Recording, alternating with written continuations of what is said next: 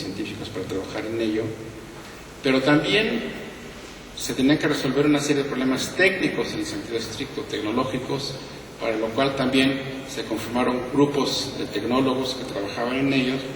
Sin embargo, era un sistema tan complejo que requería una gestión particular y gestores, administradores y gestores del propio sistema, además de requerir un financiamiento extraordinario.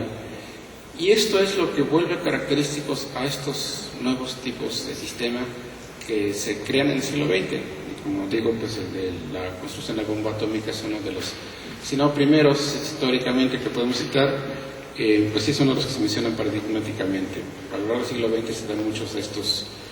ejemplos. ¿Cuál es la estructura entonces de estos sistemas? Pues grupos de científicos que están trabajando paralelamente a grupos de tecnólogos, que se requiere una administración, una gestión de estos sistemas, y por otra parte se requiere un gran financiamiento. Pero hay algo más que es lo que nos importa destacar aquí, y es que estos sistemas obedecen a intereses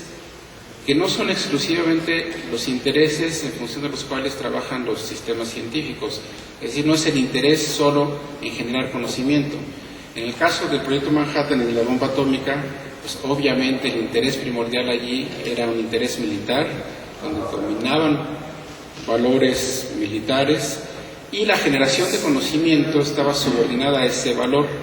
Esto es lo importante. Desde luego es un sistema que genera conocimiento, pero lo hace en función de una meta muy definida, en función de intereses muy definidos, que es en este caso el de producir una determinada arma, pues para satisfacer determinados intereses militares. A lo largo del siglo XX esto se da en forma continua,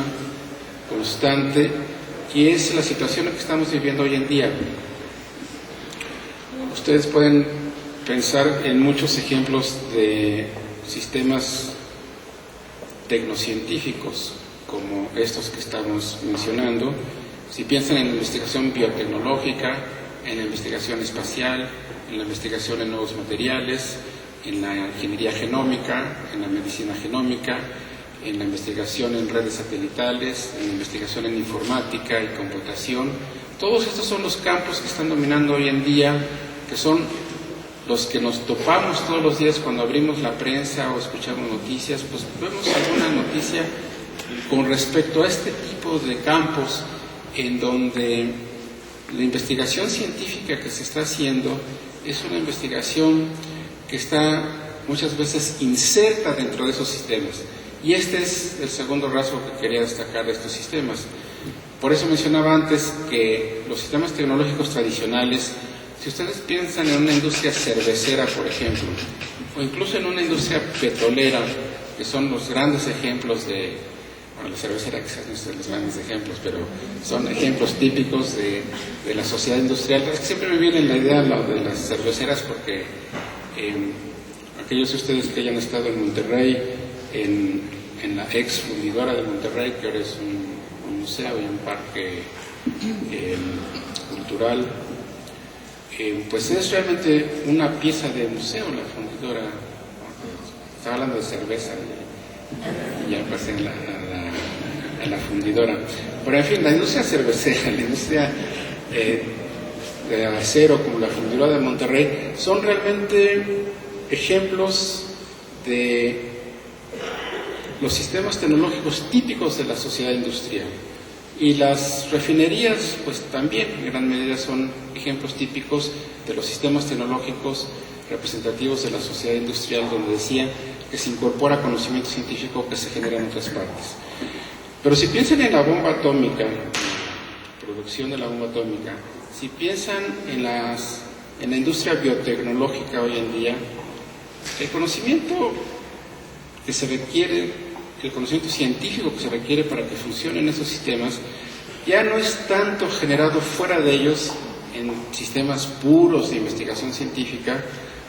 cuanto en esos mismos sistemas generan sus necesidades de conocimiento, y esos mismos sistemas son los que dicen: tenemos que investigar sobre esto y tenemos que resolver estos problemas científicos, pero de una manera que ya está integrada a ese sistema tecnocientífico. Y esta es otra importante diferencia. Bueno, esta revolución tecnocientífica, que significa el advenimiento de estos nuevos sistemas de producción de conocimiento, y que son al mismo tiempo sistemas de intervención en la realidad, porque todos estos sistemas lo que están haciendo es transformar objetos materiales, transformar sistemas materiales, hacer incidir en la realidad, a diferencia del conocimiento científico, que produce por lo general conocimiento teórico, que después podrá ser aplicado incorporándose a sistemas tecnológicos, por ejemplo, pero en los sistemas tecnocientíficos necesariamente hay una transformación de la realidad, y insisto, la producción de conocimiento se da en el interior, en el centro de esos mismos sistemas. Estos sistemas entonces han dado lugar a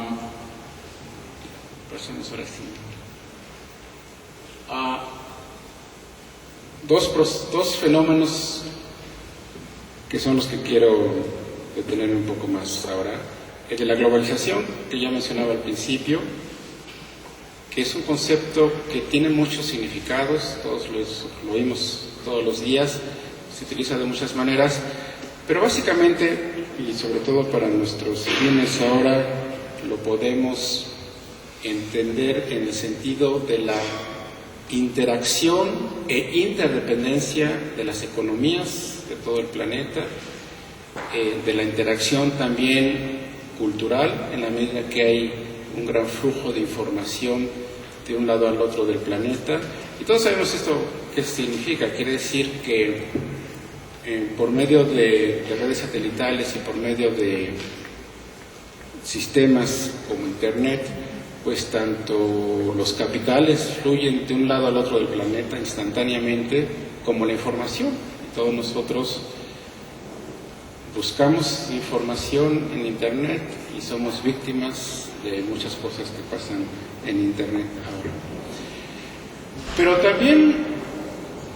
en las últimas décadas, particularmente en las últimas 3 décadas,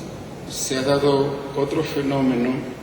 mejor dicho, se ha identificado otro fenómeno, que es el que ha dado lugar a ese concepto de sociedad del conocimiento,